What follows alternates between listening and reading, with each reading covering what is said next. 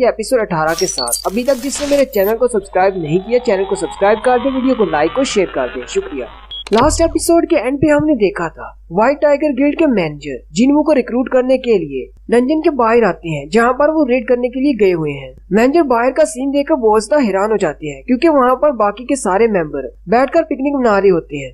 Manager से देखकर बहुत ज्यादा हैरान हो जाते हैं। थोड़ी ही देर के बाद संग जिनवू और जिनहो दोनों ही बाहर निकल आते हैं। जिनवू जिनहो से कहता है, तुम्हारा कल का क्या शेड्यूल है? मुझे कुछ बहुत ही जरूरी काम के लिए जाना है, इसलिए मैं कल नहीं आ सकता। इसलिए अगर कल का डंजन का कोई प्लान है तो उसे कैंसिल कर दो। जिनहो जल्दी से अपना मोबाइल निकालता है और कहता है, हाँ मैंने वैसे कल का प्लान बनाया हुआ है। मैंने 3 डंजन्स को रिजर्व किया हुआ है। अगर तुम्हें किसी अर्जेंट काम के लिए जाना है तो मैं अपनी रिजर्वेशन को कैंसिल कर देता हूँ। जिनहो से पूछता है, क्या वाकई में इसे कैंसिल करना जरूरी है? जिनहो से कहता है, हाँ कैंसिल करना लाजमी है, क्योंकि अगर 2 दिन के अंदर अंदर हम लोग उस डंजन के अंदर नहीं जाते तो 2 दिन बाद वो ऑटोमेटिकली कैंसिल हो जाएगा। जिनवू से कहता है, अच्छा ठीक है, अभी कैंसिल मत करो। उसी वक्त मैनेजर आगे बढ़ते हैं और उसे कहते हैं, जिनवू मुझे आपसे बात करनी है। जिनवू उसे देखकर हैरान हो जाता है, क्योंकि वो उसे पहचानता नहीं।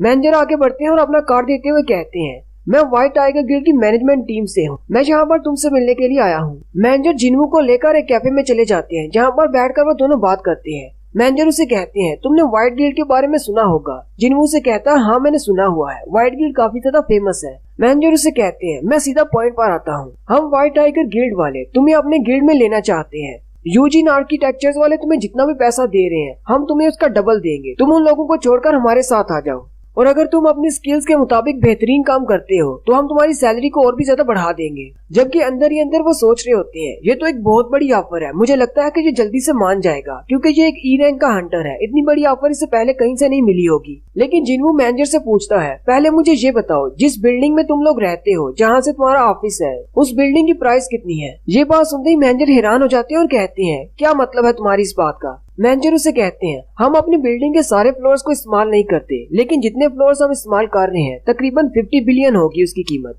जिनवू से कहता है, और तुम वो सारी बिल्डिंग मेरे हवाले करना चाहते हो? मैनेजर और भी ज्यादा घबरा जाता है और कहता है, मुझे तुम्हारी बातों की समझ नहीं आ रही, हम तुम्हें अपनी बिल्डिंग क्यों देंगे? साथ ही मैनेजर बहुत ज्यादा चौंक जाते हैं, क्योंकि जिनवू उनको बताता है कि मैं यू जिनहो के साथ इसीलिए काम करता हूँ क्योंकि वो अपनी बिल्डिंग मुझे देने वाला है, जिसकी कीमत 30 बिलियन है। और अगर तुम मुझे इसका डबल देना चाहती हो तो इसका मतलब तो ये हुआ कि तुम अपनी बिल्डिंग को देने के बाद भी 10 बिलियन एक्स्ट्रा देने होंगे। मुझे नहीं लगता कि व्हाइट गिल्ड वाले तुम्हारी इस बात को मानेंगे। मैनेजर बहुत ज्यादा हैरान हो जाते हैं और कहते हैं, आखिर ये बंदा कितना ज्यादा ग्रेट हो सकता है, ये कितना ज्यादा स्ट्रॉन्ग है, जिसकी वजह से यूजिन वाले इसको 30 बिलियन दे रहे हैं। यहाँ पे ये सिर्फ ब्लफिंग कर रहा है, क्योंकि मुझे नहीं पता कि वाकई में से 30 बिलियन मिल रहे हैं या फिर नहीं। जिनवू अपना मोबाइल निकालता है और मैनेजर से कहता है, अगर तुम्हें लगता है कि मैं झूठ बोल रहा हूँ तो मैं तुम्हारे लिए इसको कंफर्म कर सकता हूँ। मैनेजर उसे कहते हैं, जितना तुम मांग रहे हो ये तो मेरी एबिलिटीज से बहुत ज्यादा है, मैं इतना नहीं दे सकता। अगर तुम चाहो तो मैं अपनी व्हाइट गिल्ड के हायर अप्स के साथ निगोशिएशन कर सकता हूँ।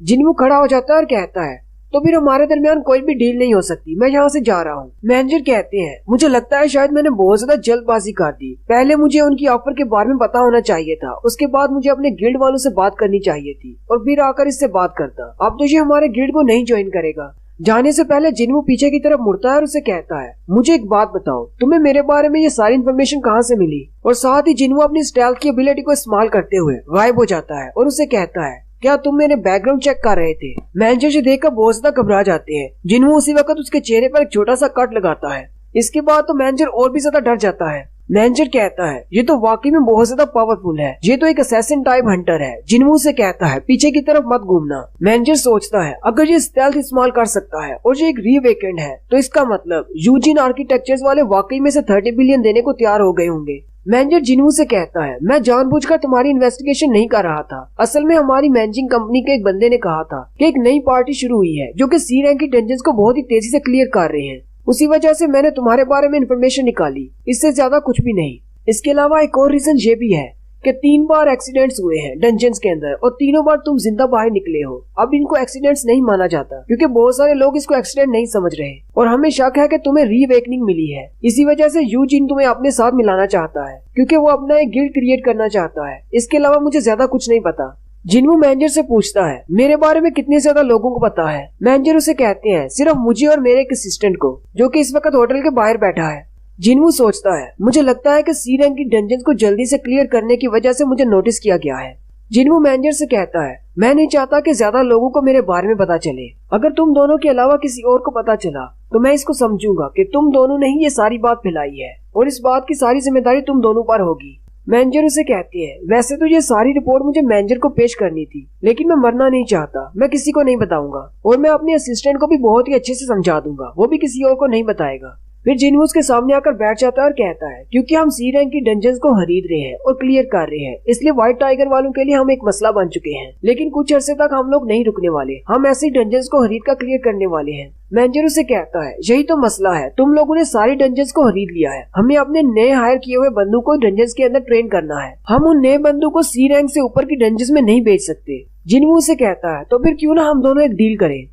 मैनेजर उसे कहते हैं, कैसी डील। जिन्वू से कहता है, हम अपनी 3 सी रैंक की डंजन्स तुम्हें बेचेंगे, ये एक स्पेशल ऑफर है जो कि सिर्फ आज के लिए है। अगर तुम इन सी रैंक की डंजन्स को हायर नहीं करते तो अगले कुछ दिनों तक तुम्हारे लिए कोई भी और डंजन नहीं बचेगी। मैनेजर सोचते हैं, हम अपने रिक्रूटर्स को दूसरे इलाकों में जाकर ट्रेन कर सकते हैं, लेकिन वहाँ के गिल्ड्स के साथ हमारी लड़ाई हो जाएगी, इसलिए हमारे पास और कोई रास्ता नहीं इनसे डंजन खरीदने के अलावा। मैनेजर उससे पूछते हैं, हमें तुम्हें कितना पे करना होगा, तीनों डंजन्स का टोटल कितना होगा। जिन्वू मैनेजर से कहता है, तुम्हें हर एक डंजन का 300 मिलियन वोन देना होगा। मैनेजर चिल्लाकर जिन्वू से कहते हैं, सी रैंक की डंजन के अंदर से जितने भी मैजिकल क्रिस्टल्स निकलते हैं उन सब को मिलाकर भी 200 मिलियन वोन से ज्यादा की रकम नहीं मिलती। इस तरह तो हमारा नुकसान हो जाएगा। तुम हमसे 300 मिलियन मांग रहे हो, चलो ठीक है, ना तुम्हारी ना हमारी, हम तुम्हें 200 मिलियन वोन देंगे। जिन्वू जल्दी से मान जाता है। मैनेजर पहले हैरान हो जाता है, आहिर इतनी जल्दी मान कैसे गया। साथ ही जिन्वू मैनेजर के साथ हाथ मिलाता है और कहता है, तो हमारी डील हो गई, 3 सी रैंक की डंजन हम तुम्हें देंगे, तुम्हें हमें 600 मिलियन वोन देने हैं, जल्दी से मेरे अकाउंट में ट्रांसफर कर दो। साथ ही जिन्वू अपने पास एक पोशन निकालता है और कहता है, ये मेरी तरफ से एक गिफ्ट है, अपना मुंह खोलो। मैनेजर अपना मुंह खोलता है, वो उस पोशन को उसके मुंह में डाल देता है। जैसे ही वो उसके मुंह में जाता है उसके चेहरे पर लगा हुआ कट बढ़ जाता है। ये देखकर मैनेजर और भी ज्यादा हैरान हो जाता है और कहता है, अब आखिर ये कौन सी एबिलिटी है। मैनेजर जिन्वू से कहता है, तुमने मुझे अपनी स्टेल्थ के स्किल्स दिखाए और फिर अपनी हीलिंग एबिलिटीज भी दिखाई, क्या मैं समझूं कि तुम्हें मुझ पर भरोसा है। जिन्वू से कहता है, हाँ मुझे तुम पर भरोसा है, मुझे पता है कि तुम किसी को भी इस बारे में नहीं बताओगे। फिर जिन्वू वहाँ से चला जाता है। मैनेजर का असिस्टेंट भागता हुआ उनके पास आता है और कहता है, अभी मैंने एक लाइट देखी, वो क्या थी, क्या जिन्वू के साथ निगोशिएशन अच्छी नहीं रही। मैनेजर अपने असिस्टेंट से कहते हैं, मुझे लगता है कि हमने ऐसा स्ट्रॉन्ग बंदा पहले कभी नहीं देखा होगा। बाहर जाते ही जिन्वू को कॉल करता है और कहता है, जैसा तुमने कहा था 600 मिलियन अकाउंट में आ चुके हैं, वैसे तुमने वो कैंसल गेट्स किसको बेच दिए। जिन्वू से कहता है, ये एक सीक्रेट है। नेक्स्ट सीन फिर से व्हाइट गिल्ड के ऑफिस का होता है। असिस्टेंट भागता हुआ मैनेजर के पास आता है और कहता है, मैनेजर मेरी बात सुने, हमारे एरिया में 3 सी रैंक के गेट्स की बिडिंग हो रही थी और एक डंजन सिर्फ 10 मिलियन की बिक रही है और आप एक डंजन के 200 मिलियन देकर आ गए हैं। जिन्वू की पार्टी ने आज के लिए कोई भी गेट खरीदा ही नहीं हुआ, उन्होंने अपनी रिजर्वेशन को कैंसिल कर दिया था।